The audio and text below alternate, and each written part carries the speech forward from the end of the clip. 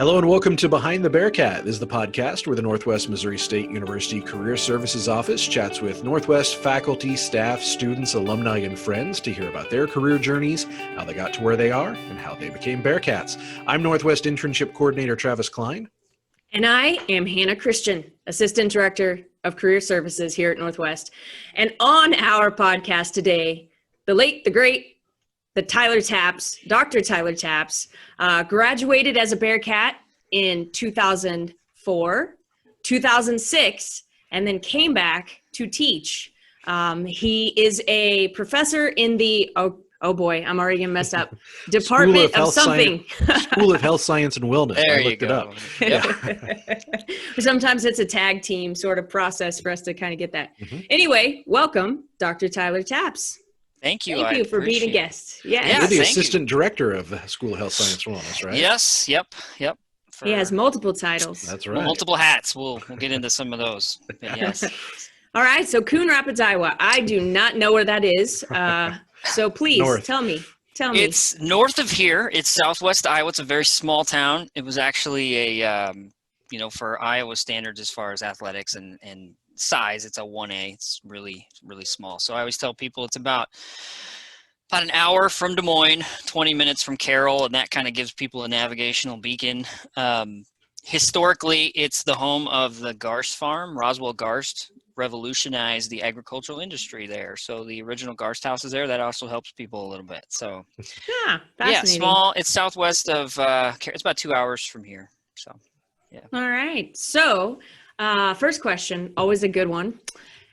What, Dr. Taps, what was your first job? And it was not like your parents, forcing you into labor, like your first actual real job. Are you saying like first before? Like somebody had to pay you, like you got paid to do some work. Detasseling corn in Coon Rapids. Yep. So every summer when I was about, I'm dating myself here, but technically I think you were supposed to be 14, but I can remember at 12 years old, helping my dad. So detasseling is one of those things where you don't really, it's not like an 8 to 5. It's just when the corn's ready, you're ready. And so my brother and I and my dad would go out and it's kind of my first real taste of manual labor. And when you grow up in a place like that, it's all related to corn. And so, my first real job was detasseling corn in the summers. And from there, I always had jobs. I worked as a busboy, doing dishes, and at a restaurant. I was just thinking about this the other day for some reason, called Memories and More, and did that. I worked at a Breakpoint, kind of a convenience store. And were you a clerk or? A little bit behind the register person. Yep. And so because of school and sports, I would open up to get my hours. I'd open up the store at like 4 a.m. and there would always be people waiting for you there. And so if I can always remember on Sunday mornings, I would usually, especially in the winter, I wrestled on Saturday at tournaments. And then on Sunday, you'd get up at like 4 and be sore and tired. And there was one guy named Louie, always standing there with a cigar in his mouth at 4 o'clock, wondering why you weren't there to open the door right away. Get the coffee on, get the cinnamon rolls going, get the oven going, get all the, get the register open. And so I think always worked. People maybe who aren't from small towns underestimate the importance of the convenience store in the small town. Like it's like the hub, kind of the place. It's a grocery store. We had a kitchen where we baked pizzas. So Friday nights, everybody, nobody wants to cook. So you were making pizzas, burgers, gizzards were very popular at the time. So you'd fry them up. It's a restaurant, bar, meeting place, coffee place. At one point there was a laundromat. I'm not kidding, connected to it. So maybe out of my timeline, but small town, you need something, you go get it from the break point. Unfortunately, it burned down after I'd left, but small towns. So did you work there in high school?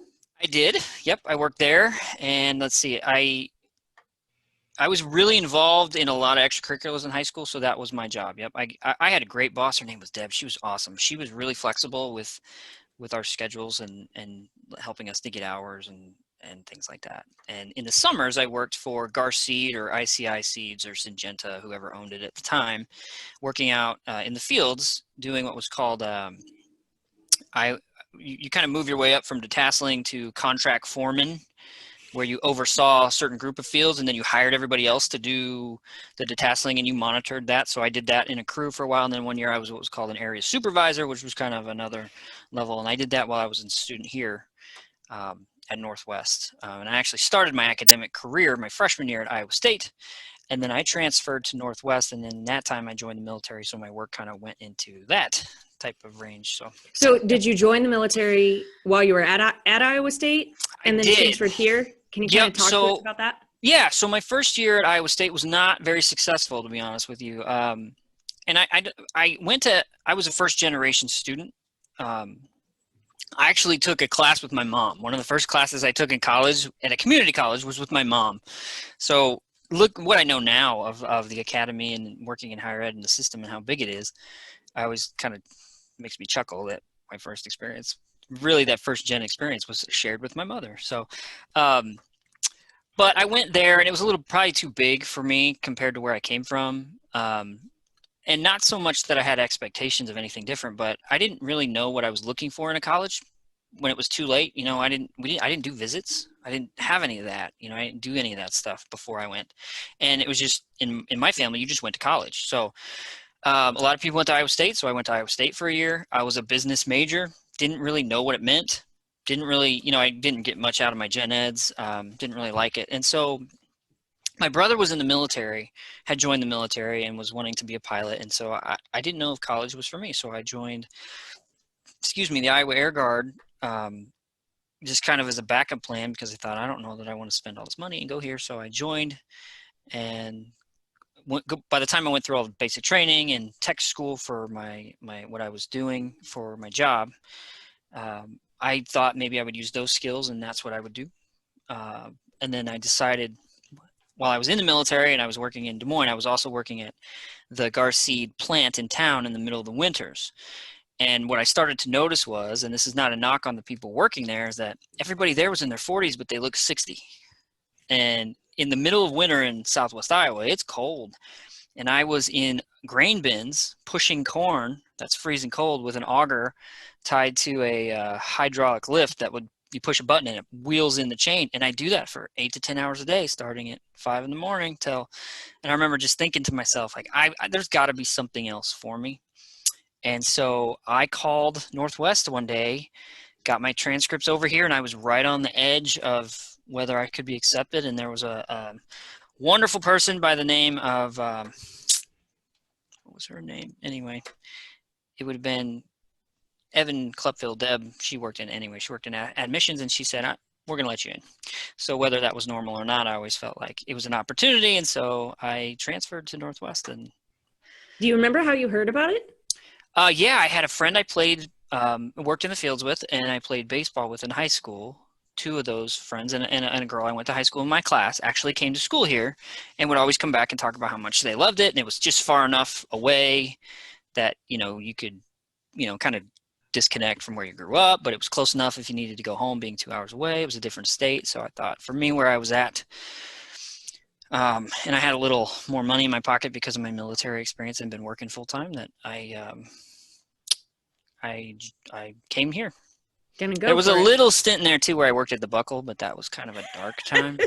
No, I love that job, but got my first taste of sales anyway. So you were selling jeans. I was selling anything for commission, Hannah, and not letting you get to the back of the store to the front. Like, we're fully aware of we get it.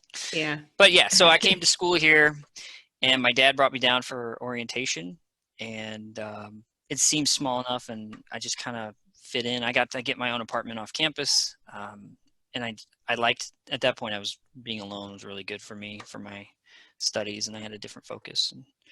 So were you still a business major? Talk to me about your academic choices. Yeah. I had no clue what I wanted to do. So I go in, and that day I met with an advisor, and it was Deb, what we know now as Dr. Deb Toomey, on campus in the business department. Phenomenal person and educator.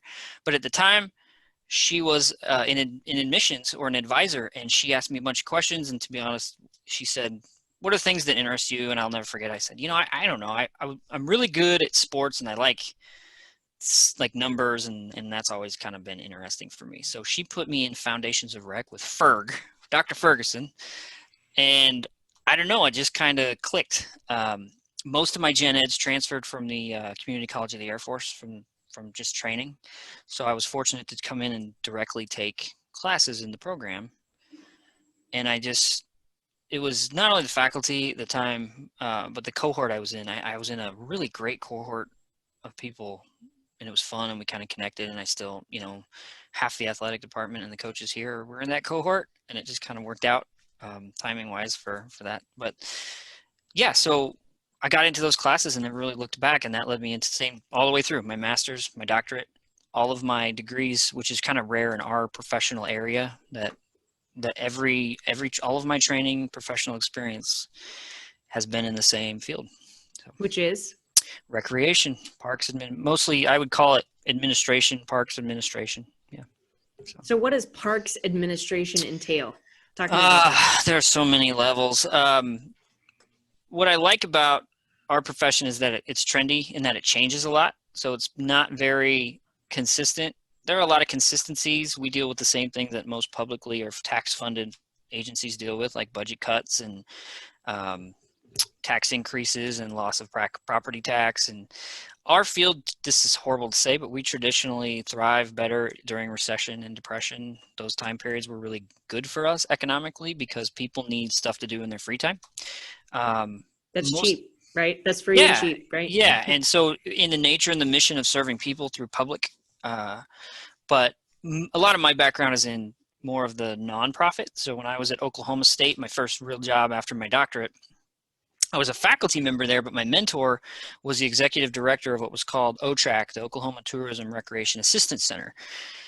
And what we did is we procured contracts and grants to do I always used to say it was off the wall stuff that wasn't normal that would have to go out to bid, that you couldn't just find somebody to do. Like, for example, we would need archaeology surveys.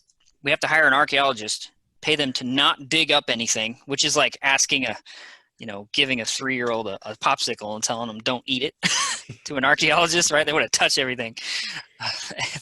But because, for example, all the parks in Oklahoma, it's a very high Native American artifact, geographical location in our country. So we were like, before we want to put a bathroom here. So before we put an ADA bathroom on a, Indian heritage site, we want to make sure that it's safe to do. And so we want you to not dig anything. We want you to do.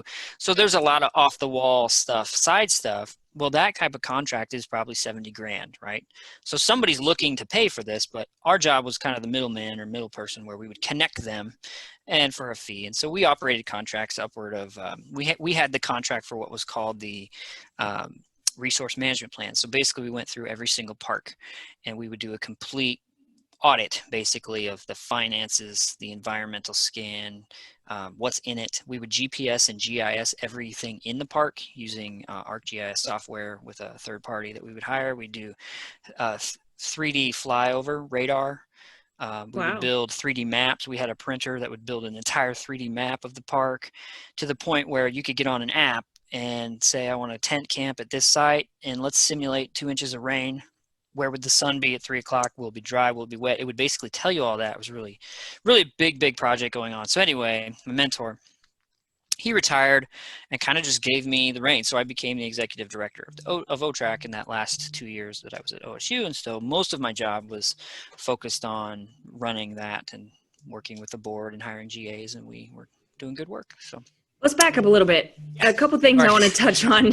I go forever. You have a lot of different experiences. So can you go back to the military aspect of that? So What was your job in the military and how did you approach that and what did it teach you?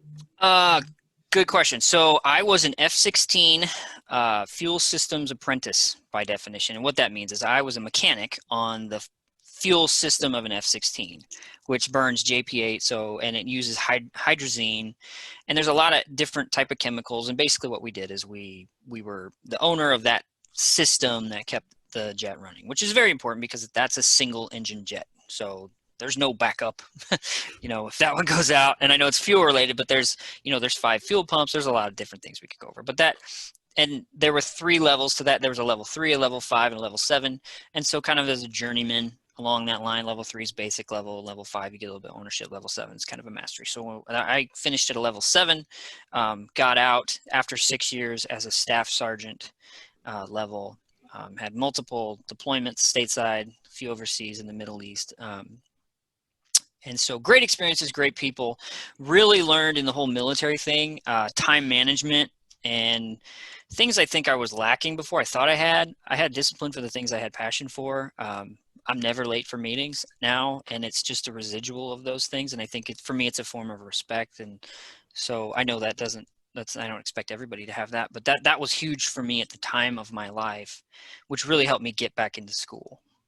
I was not a great student in college, but what I realized from those experiences that I didn't have to be, that I could outwork my incompetencies and they will catch up. And so by showing up and doing those things, I could make up for the weaknesses. I really learned to focus on my strengths and not focus on making my weaknesses better. And I was very fortunate to learn that at a very young age, which has served me extremely well so far. That's some good insight, I think, there for everybody, right? Learn as soon as you can what you're really good at and what you're not, and then just don't focus on the things you're not good at. Yeah, I mean, people, they argue with me, and I go, man, I tell you what, in all the leadership schools I've been in now at 38, and you've heard them all the time, every single person who's pretty successful and moves the needle on things that need to be moved will say, if you have weaknesses that need to be done, you find people who have those as strengths, because you'll lose them trying to make yourself perfect in every way, and it's just impossible. And I learned that a long time ago, and I kind of learned that, not from an emotional intelligence perspective, but what I'm good at. Like, I'm not an analytical person. I'm really social, but I'm good at connecting with people, and I can find analytical people for whatever we need. And make them your friends. And make them your, right. And not in a use them way, but in a genuine way where you're like, together we are better and we will transform each other, and it's not transactional. And I learned that from my military experience. And I had some great travel that people probably didn't get to have at that age. And I didn't get to have homecomings at school. I was always gone working, but my experiences there were I was in Ireland for 2 days because a plane broke, and I got to go to the Middle East. I say I got to, but I served my country in the Middle East during a wartime in multiple places. And so as scary as those were experiences. Like, I talk about this with the coronavirus all the time. I go, I've been in scarier situations. So a lot of people haven't, and I understand that, but the way you respond to fear is, you gain experience by going through it, and you learn to be calm, and you learn to make rational decisions, and you try to not let isolation breed fear. You become aware of, and that's training. It didn't just come up because I was in it, but like you go through trainings and you learn and you practice and you practice and you practice. And so I was very fortunate there. That's good.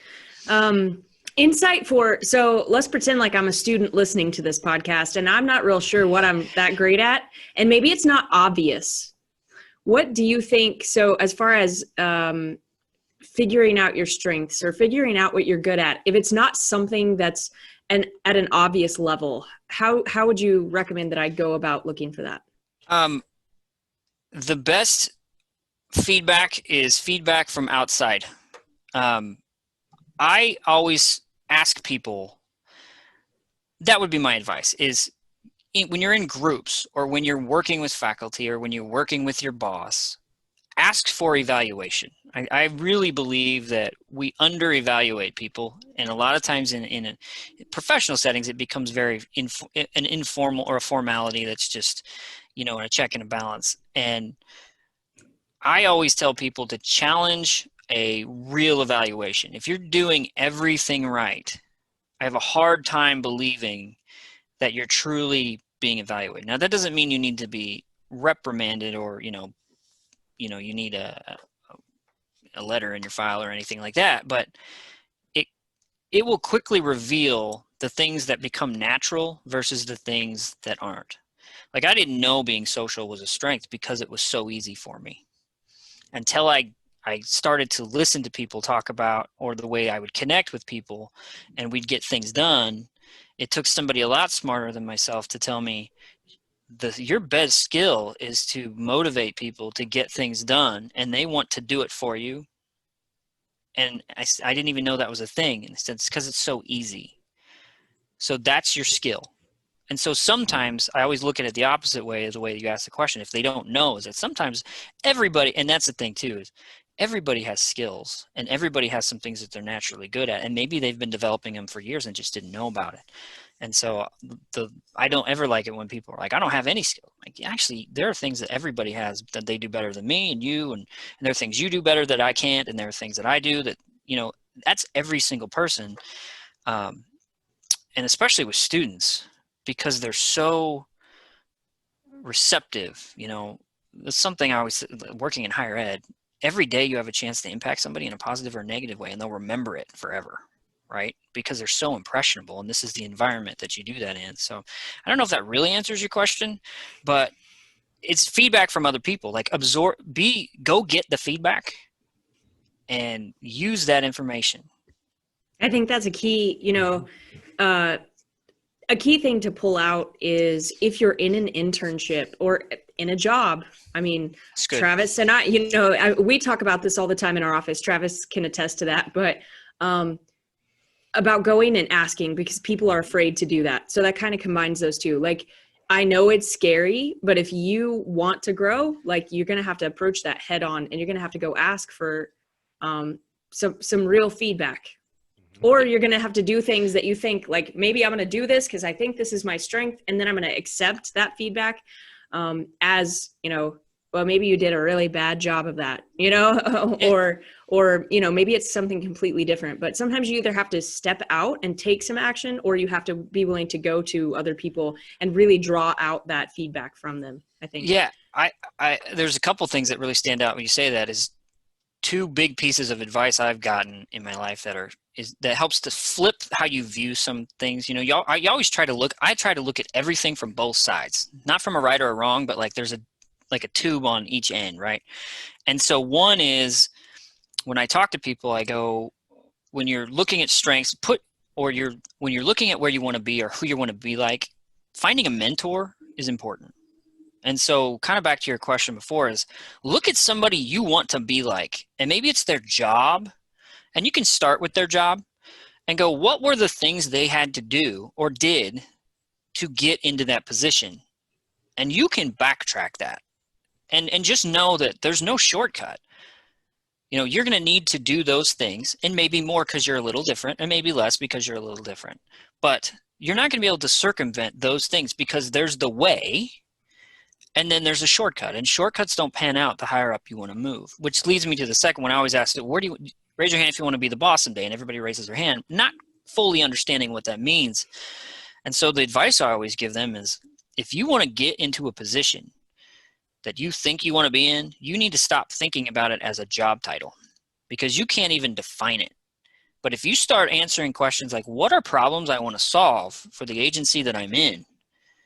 And you start to build a knowledge and some competency and some skills and some resiliency and some failures related to those solutions, you'll find yourself accidentally in positions with the ability to contribute to solving them. And you won't care what is the title next to your name, because you're serving. I couldn't even tell you right now, like, what all my titles are, to be honest.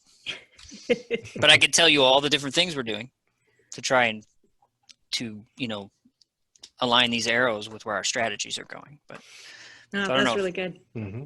How did you get into higher ed? I would imagine, starting with recreation, teaching probably wasn't on your radar when you first started that. That's a good question. What got you back into or what got you to get that master's and go into higher ed instead of playing parks? I did an internship with my undergrad at a physical therapy rehab place, and I got a job offer. And this is where my parents were so much more supportive than probably most first-generation college parents. And it was I got offered a job for $24,600 in the summer of 2005. And no, this is 4, either way. And I almost took the job. My dad's like, do you want to make that kind of money? Of course, remember, to me, 25 grand was like, I'm rolling in the dough at this point, right? And so, and he goes, but more importantly, do you want to be living here? And it was in Carroll, Iowa. This nothing against Carroll, but where I was in my life at 22, is this where you want to be? Like, once you settle down here, it's going to be really hard for you to be mobile. And he literally said that to me one night, and I said, I'm not ready for that. So I went into grad school because I got a GA, and I thought I'll get some good experience. I got to work for the city as a GA doing their health programming, which was kind of new and rare. This is kind of a different type of GA. And then part of that, I got to do actual rec programming for the Missouri Academy. And so I was doing both, which was really good experience, which helped get me into doctoral school.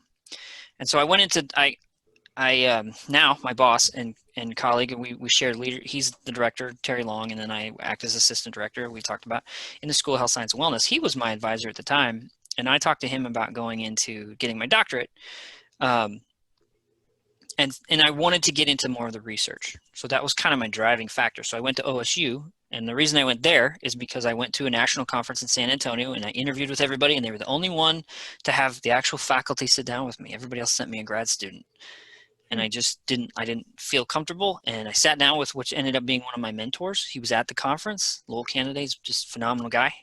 And he's the guy who built O-Track and handed it off to me. And he sat down and he's like, you know what, I'll hire you as a GA. I'll give you a GA right now if you wanted to come. And I said, sold. So they gave me a GA, and it was for every 9 hours I got, or for every 9 hours I took, I had to pay for 3, and they gave me 6 for free.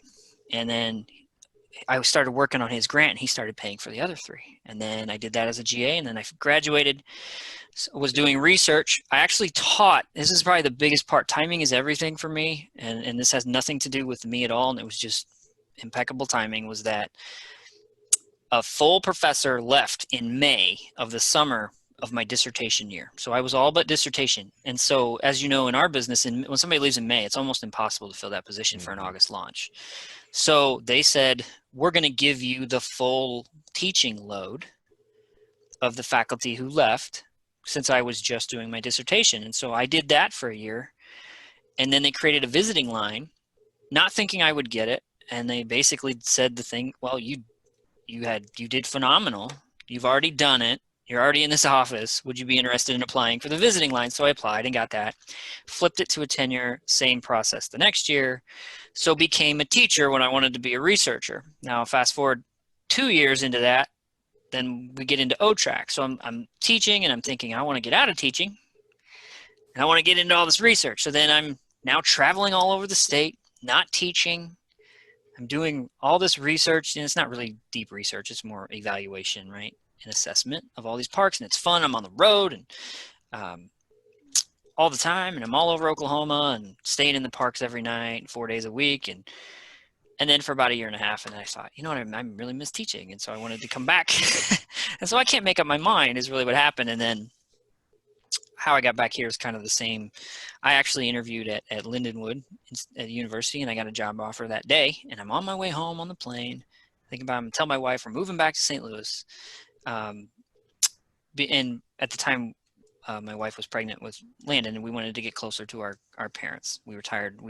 Once you got into that phase, we're like, we want our kids to be around their grandparents. And so there was another factor there. And then I get a call from Terry Long about somebody leaving the day I was going to take the Lindenwood job.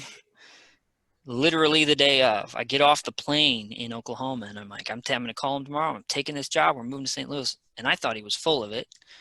Turns out it was true. So 4 days later, I'm in Maryville interviewing the same day that they're interviewing provost. Tim Motet was interviewing the same day. So my interview was like, and then the next day I'm hired, and I'm like, we're moving to Maryville. So, and Wow. and part of it was because I wanted to get back into the classroom and teach, and that was and so I started here in 2014. So talk to me about teaching. So I think there's a little known kind of divide there between the teaching and research. It's not little known in our neck of the woods, but if you're a student and you're going here, like teaching, research, talk to me about the skills that make you a good researcher. What kinds of things are interesting to researchers versus what does the teaching side of life look like a little more? That's a good question. I think here's my philosophy of how I handle my classroom. I call it INSTURCH, institutional research and teaching. Okay. And I made that up, and it's patent pending. I firmly believe that it is important to have all three. So the service that I do, the research that I'm doing, has to yield and lend itself into what I teach so that it can change and mold with how things change. I know that a lot of people don't share that, and some disciplines don't. Like some things just don't change, right? In ours, we are so, I don't like the word trendy, but we change all the time because things change, whether it's laws or statutes, or whether it's funding models or certification requirements, whatever it is, they change. And I feel like it's my obligation to know those, carry those same credentials, to show the students that I have it. Why would I be asking you to do it? If I learned anything in the military, I would never ask you to do something I would not do myself. So I went and got a certification which I was pretty proud of. So I got the level of certification that I should have had probably 4 years before to show that, look, I have this. This is why you should have it. And then I've actually been through that process. The research part, everybody has their skill set. Mine turned out to be, ironically enough, was that and I still get this when I serve on dissertation committees for schools, which I do. I'm very fortunate to do that. Is statistics and methodology of research design. I'm less strong at synthesizing literature to build those, but if you give me that, I'm pretty good at telling you what type of methods work, what type of methods you should use for your sample, what type of sample you should use, and then what the rules are for how you can analyze that data. So for me, it's more of the systematic part. And what I found is that most people struggle with the stats, like aligning those. So I've made a research living, so to speak, on consulting or being a part of those, helping people to analyze that information. And also, here's my take on the research. Just sit down and write. And it's so simple that people, I don't know, there's this fear of writing. I have a strong publication background because, one, it's about the research. And this is the part in the podcast where I'm going to say something that this has a lot of controversy in our area. Part of the publication process is like anything else. You need to understand the process, right? So I submit the manuscript. It goes to an editor who's volunteering to edit. But the pressure in this situation is not on me. It's on the editor. Because the editor now sends it out to 3 experts. Blind review, right?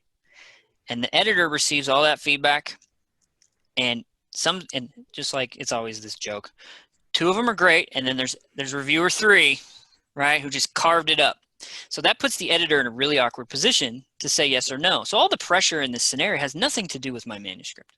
It's all about the editor letting it into the journal for people to read, because if it gets in and people disagree with it, they're not coming to me as the author.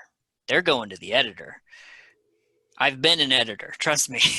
So the pressure lies on that. So once you understand the game that you're playing, you can write your manuscripts to mold itself, to fit itself into whatever those journals are. So my best advice to people is before I publish in any of the journals or look at any journals, I go read 4 or 5 articles in there, and you can kind of see a theme.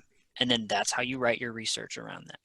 As far as doing the data collection, there's not a whole lot, being creative and finding a passion for what you do is pretty easy when you start to build a stair step. Like a lot of mine is in service learning and volunteering, experiential learning related to older adults. So not a whole lot of that changes, but you can look at different models and different metrics and different theories and things like that, which you learn, through doctoral school and through research. So when I talk to undergrad students, I go, find a passion for something you're interested in. If it's in our areas, a lot of times it's sports. I go, well, what do you want to know?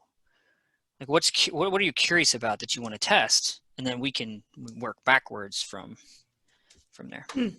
So was that what your dissertation was? What was the title of your dissertation? It was utilizing, I can't remember the title, but specifically, it was on exercise and depression. So what I did was, you can buy the book on Amazon. So with Christmas coming, those royalties are extremely important. But go, Exercise and Depression is the name of the book, but it is basically the dissertation. And here's what I did. I took an experimental group and a control group in 2 different long-term care facilities. I measured their depression levels over the holidays, which is usually higher. And they were even. And then what I did is I got a grant to hire he was a bodybuilder. His name's Weston Kensinger. Anyway, he went in and did all of the exercise programs for the experimental group, and the control group got their regular programming. And so I wanted to see if utilizing, and they were exercise bands. So I measured 3 different levels of bands. So it was very, they were all compartmentalized so that there was no wavering on whether it was about being happy or not. And so we would basically implement this program for 12 weeks. And I measured every 3 weeks their depression level, both groups. And the experimental group went down. And my theory was, the self-determination theory was that if we, it was Bandura is like, if the environment was aligned with their cognitive belief that they could do it, then they would start to build confidence. And so they got stronger physically, but I wasn't really concerned about that. Over 12 weeks, just by participating in the program, this group's depression level on the Beck Depression Inventory went down statistically significant and the control group stayed the same. It peaked up a little bit right around Christmas, which was normal, and then basically leveled off. So if you were to look at the lines, it was pretty flat, and this one was a dive. So we basically built a exercise model, to suggest that if you have a high group of people who are at risk for depression or are statistically on this instrument suffering from depression, this type of program, and it wasn't just like a workout where we had themes. Like the first 3 weeks, everybody got to pick their own music. And so we were trying to personalize it to set up like empathy or to spark nostalgia for some people. So somebody got to pick their own music from like the 30s, right? And so we wanted to determine will they still exercise if they're listening to the music they love? Will that make them happier? And in this case, it makes them not happier, but less depressed, I guess is the term. Yeah, so that was a dissertation. It was a lot of fun to do. And to be honest, Weston did most of the work because he did all the 12 weeks. Well, I wanted to be impartial. Like at first I was going to do it. And then I got a grant I think we paid him 10 grand. It was a small grant, but it actually helped because I'm like, I don't want to be the person there because I think that will create the bias. And then when we published it, I published it a couple of times in different areas about the program and then about the study and then in the book. And I still get calls about it, which is kind of, it's always flattering to hear people use your program. So it has a big sciencey title, but in reality, it's just exercise and depression among older adults in long-term care. Title. Yeah. Okay, yeah. You know what I mean. Your committees, you'll get it. So you mentioned grants, and that's one of the classes I know you teach on campus, and I encourage a lot of our students to take. We had Ty Parsons on last season, and in the video, I'll link up in the corner here. I'll link his podcast where he talks about that. But talk to us about grants in that class and teaching people about grants. I think that's such an important skill for a lot of our majors here. It's growing tremendously. I was so lucky. I didn't have a lot of formalized grant writing training. It really starts with an idea, I think, in my opinion. Like, you got to have an idea and just kind of put it in a box of like what you want to use it for. Now where I'm at, I've been on I was on the Alzheimer's Association Grant Review Board. I gave you my resume, but I've had a lot of experiences of being on the opposite side, which really taught me more about how to write them. Mm-hmm. And I've realized that it's a little bit of a mixture of creative writing and a little bit of passionate writing versus and in relationship to scientific writing, where you want something and you want to make it tug at your heartstrings. And so that's what I really enjoy about it. I kind of find it as a challenge, but when I took on the class, and we've had great success in that class as far as profession-based experiences of people getting, the campus trails on campus came out of that class, as well as an ops class helped us build it. So we wrote the grant and the contract and the partnership from the first grant writing class. And then we used the ops class a few years later to actually build it, make it ADA accessible, look at signage and collaborate with people in the institution and the city. So it was pretty awesome. But that's just one scenario. But as far as the grant writing, started with an idea. And then I went through some like USA grant writing, and I've worked with Ty and talked to Ty multiple times, and he's, that's what he does for a living. So he's a phenomenal grant writer. So the class is set up as an entry level.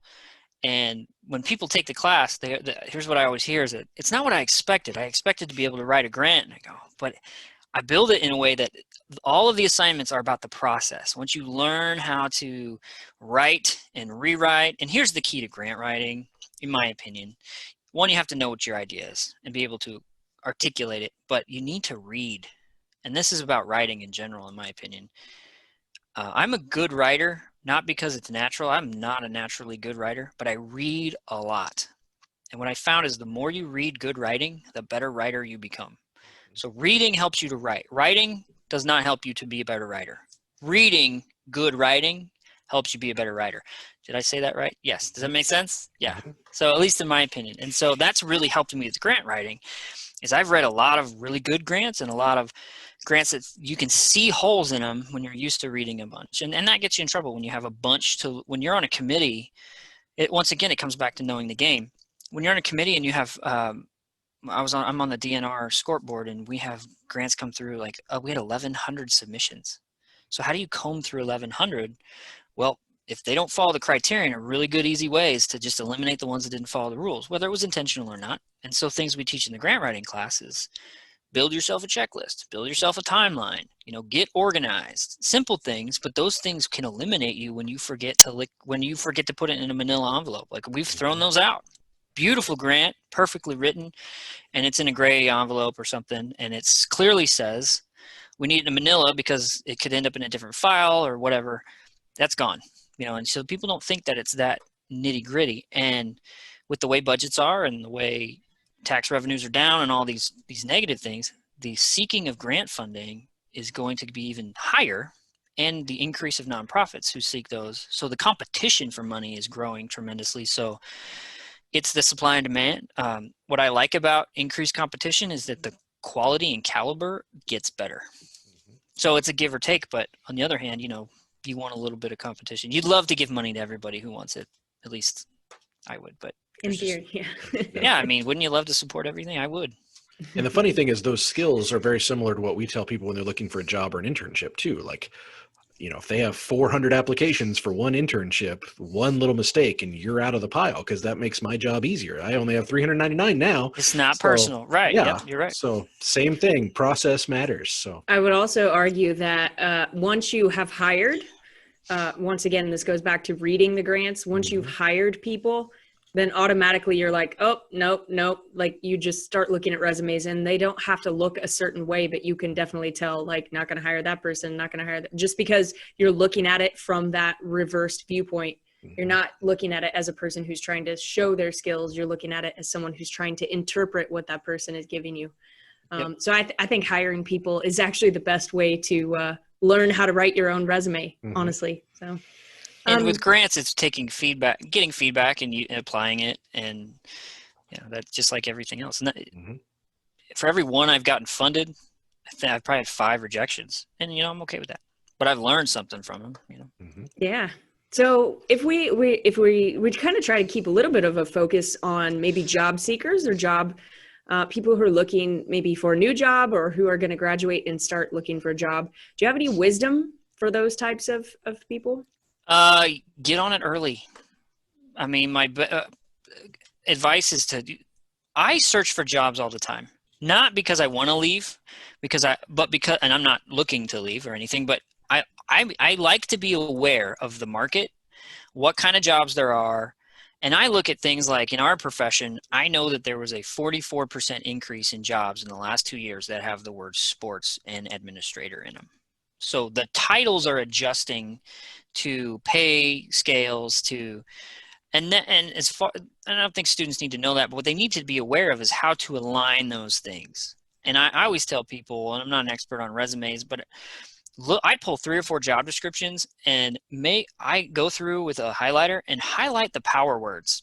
What are the verbs what are the actions? And then everything you build in your cover letter and everything you build in your resume, as long as it's honest, you want to match your words and your verbiage, because somebody's sitting around a table throwing out these skills.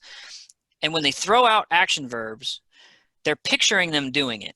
And so when I say I want you to have strong communication skills, they're picturing in their mind what that means. They're putting the visual to the word. Like when I say I want somebody to be strong, the minute I say that, everybody has a visual of what it means to be strong. It could be a bicep, it could be a piece of steel, it could be cement.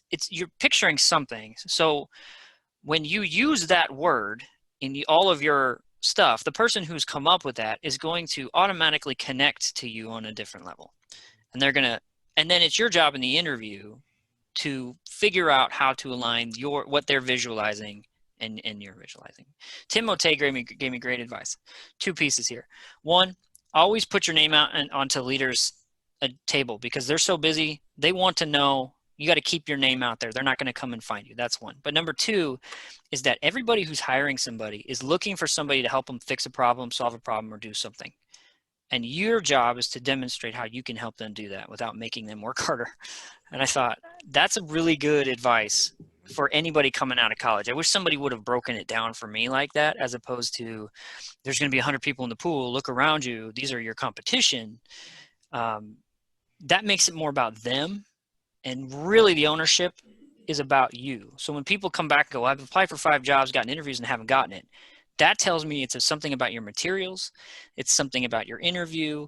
There's something in there, and it's not about somebody else.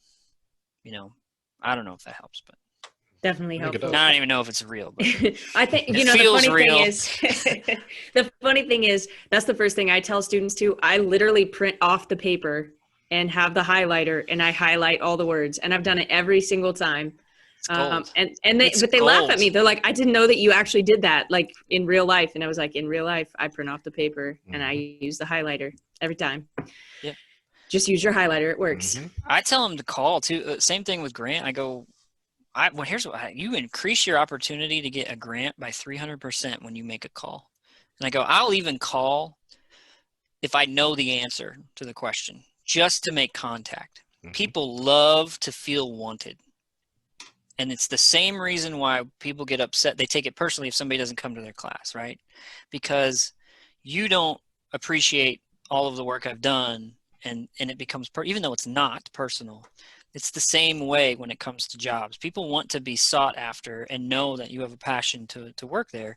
And then the other thing is the simple stuff. I know these are systematic, but learn the mission and decide if you like it or not. Don't try to change who you are to fit somebody else's mission, because it's super uncomfortable, because it's pretty obvious.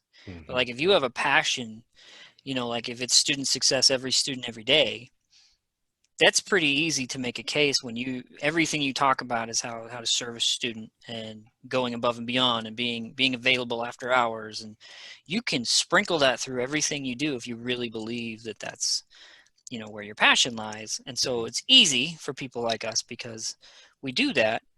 But depending on what the job is, making sure that those things, like I tell our seniors, not a mistake, but be careful of this.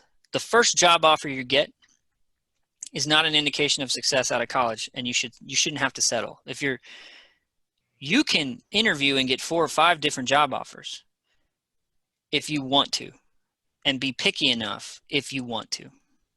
But if you're okay settling for that first one, that's fine, but just know you don't have to.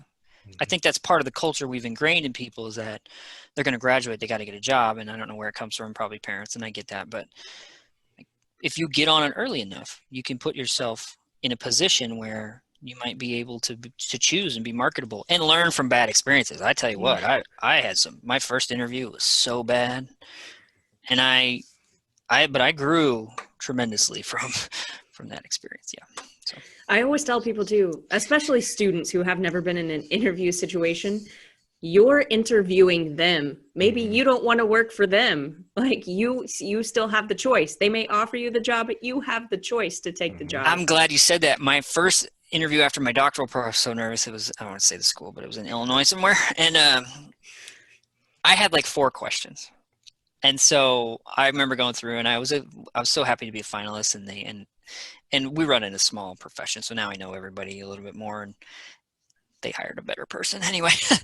Even today, they would be a better person than me. But I'll never forget that my interview at Lindenwood, I was sitting there, and I knew of the people, but I didn't know who they were. Like, we hadn't connected directly, and I was going through afterward in my interview at the hotel, like I asked 62 questions, and they asked me 4.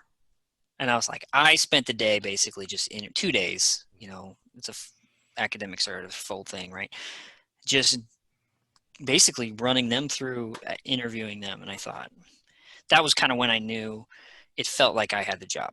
Like I basically was interviewing you for this position, and I had grown and had a lot more experiences and kind of more confident and had a better grasp, and that helps too. But I remember that's a good point that you made, Hannah, is that you are actually interviewing them too. Yeah. Kind of a little bit of a flip of a switch here. So mental, like whoop, a little switch. What does it mean to you to be a Bearcat?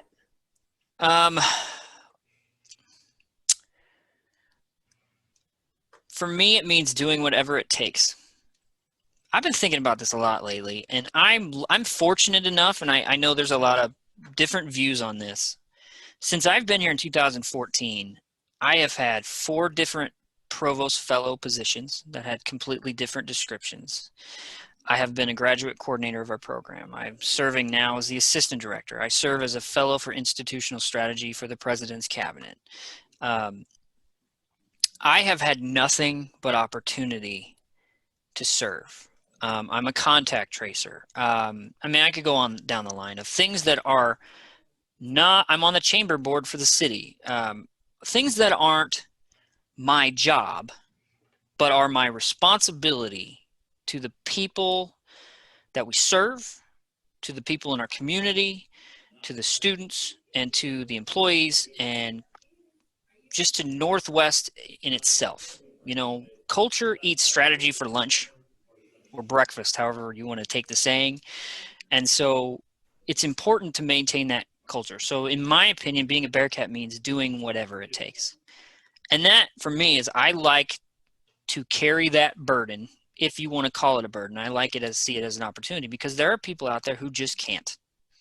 And so if that means I have to help you carry that load, I will do that until I can't carry it. And I'm hoping that other people will then help me carry it. That's how I see my relationship with the institution, and at least my family.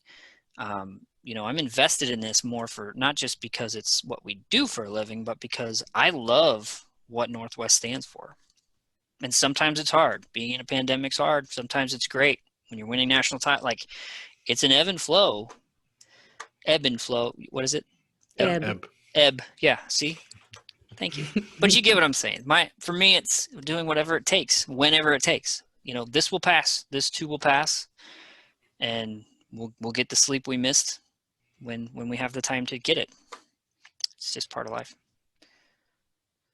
You good, Travis? Yeah, that's. I didn't know if you. Sometimes I can see sometimes I can see a question in Travis's eye, and I'm just not sure. I have a strategy meeting in 4 minutes, so all right. This has been awesome. I want to do this a lot. I know, right? So this is your brief moment to sign off, to say what you want to say. Any last words?